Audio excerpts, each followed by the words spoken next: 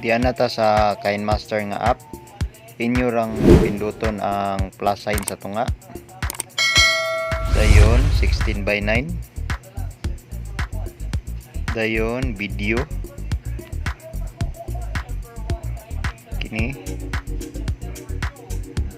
Dayon mao na ni siya, inyo rang i-trim. Trim to left. Dayon play. Inyong i-split at playhead. Tapos inyong pislito ning 3 dot sa kilid nasa taas. Dayon duplicate as a layer. Human ikat diri dapit kanang ug-asa niya gibutang ang kaldero. Halimbawa kini i-trim rin ninyo paingon sa wala.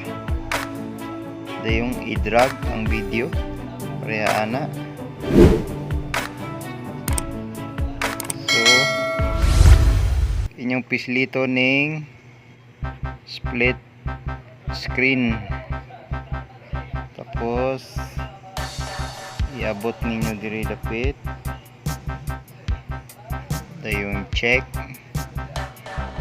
Dayon play. So inana ra kasayon. So nakuha na ninyo unsaon pag magic sa KineMaster. Inana ra siya. Tapos taas man ni inyo rang ikat. Dire trim to right. Dire pud sa taas. Trim to right.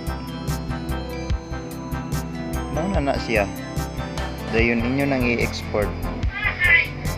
Inana ra ko mag-magic sa KineMaster. So nang hinaot ko nga namoy naibalanan kung saon pag-edit og magic sa KineMaster. So inanaon ra. Og ayaw mo kalimot subscribe sa akong channel mga parintiya. So inana ra dayon i-export.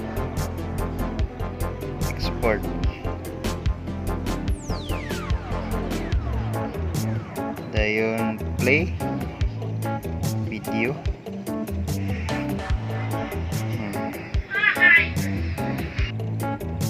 O hinaot na napud mo na antiguan sa bag-o na kong tricks nga gipaambit ninyo kung saon pag magic sa KineMaster.